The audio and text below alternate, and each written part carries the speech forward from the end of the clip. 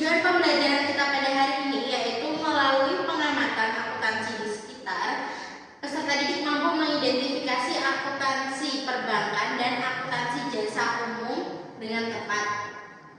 Lalu, melalui diskusi belajar bersama atau belajar kelompok, peserta didik mampu membedakan antara akuntansi perbankan dengan akuntansi jasa umumnya.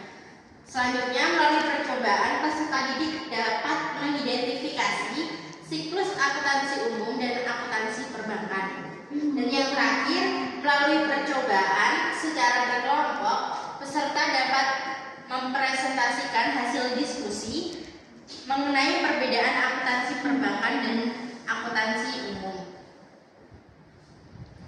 Materi yang akan kita pelajari pada hari ini, yang pertama ada akuntansi umum, yang kedua akuntansi perbankan, dan yang ketiga adalah perbedaan sistem akuntansi umum dan sistem akuntansi perbankan. Yang pertama yang akan kita mulai yaitu adalah akuntansi umum. Nah, pengertian dari akuntansi umum yaitu proses identifikasi, pengukuran, dan komunikasi informasi ekonomis untuk para pemakai informasi, membuat pertimbangan-pertimbangan, dan mengambil keputusan yang tepat dan juga jelas. Lalu tujuan akuntansi umum pada dasarnya adalah menyediakan informasi ekonomis dalam bentuk laporan keuangan. Nah, itu digunakan untuk dan dikomunikasikan kepada pihak-pihak yang membutuhkan informasi tersebut.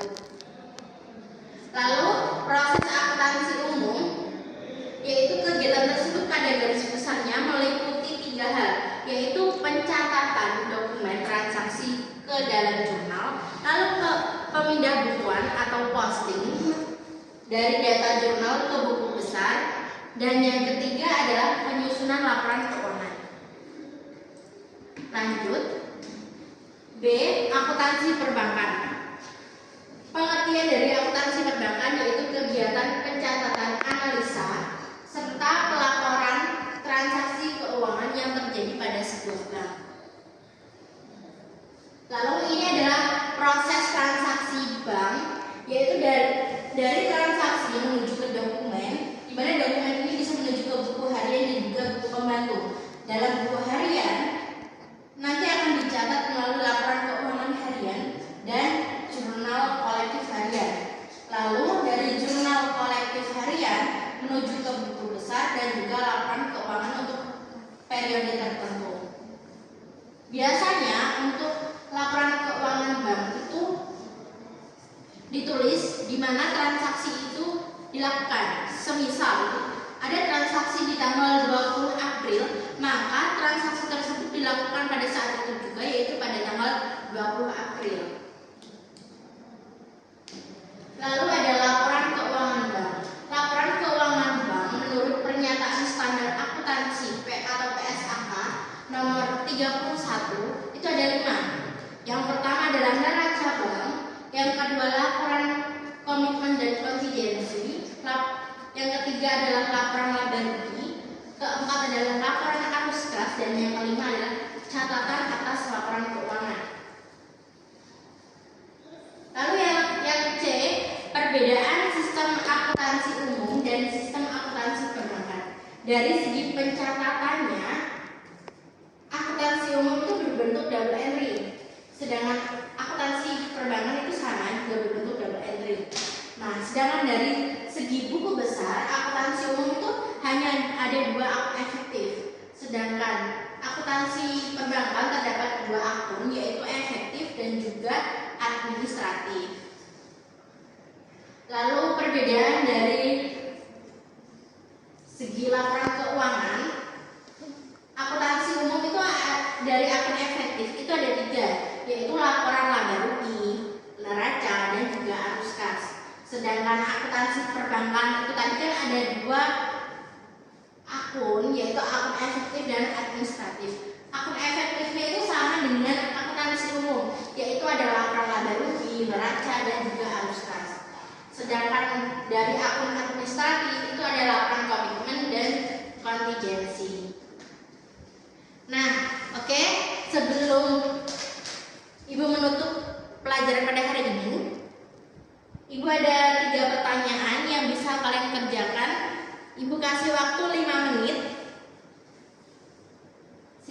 dijawab, nanti Ibu minta untuk menjawab satu-satu.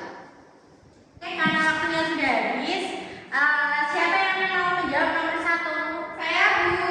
Oke, silakan.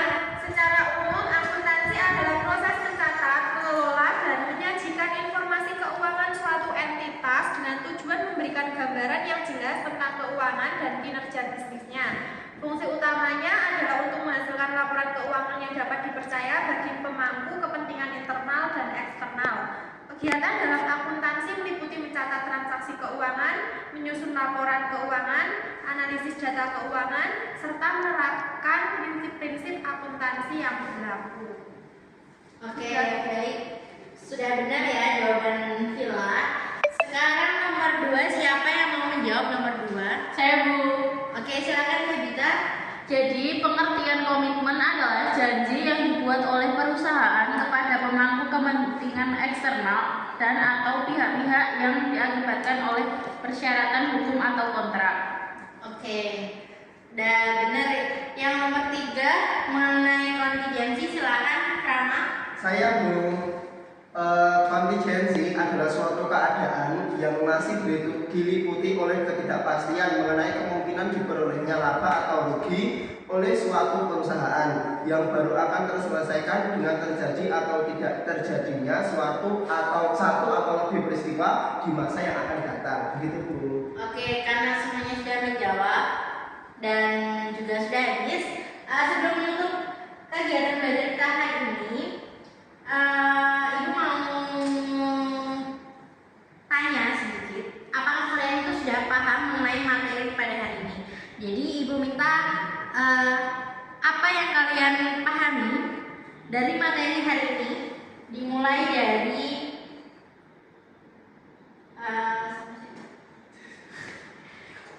Febita. Jadi, kita hari ini belajar tentang akuntansi umum atau akuntansi keuangan yang diartikan sebagai proses identifikasi, pengukuran, dan komunikasi informasi, membuat pertimbangan-pertimbangan, dan mengambil keputusan dengan tepat dan jelas. Oke, selanjutnya Saya, Bu. ya, silakan. Tujuan akuntansi umum pada dasarnya itu menyediakan informasi ekonomis dalam bentuk laporan keuangan untuk dikomunikasikan kepada pihak-pihak yang memerlukan informasi tersebut.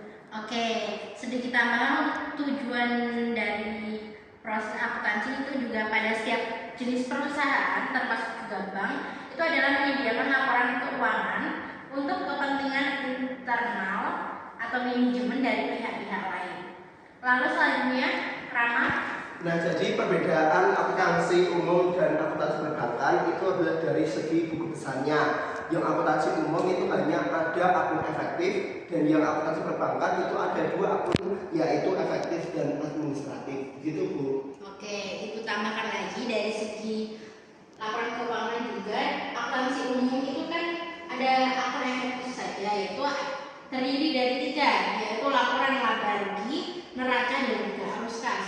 Sedangkan akuntansi perbankan itu kan ada akun efektif dan juga akun administratif, di mana akun efektifnya itu sama dengan akuntansi umum, yaitu ada laporan laba rugi, neraca, dan juga arus kas.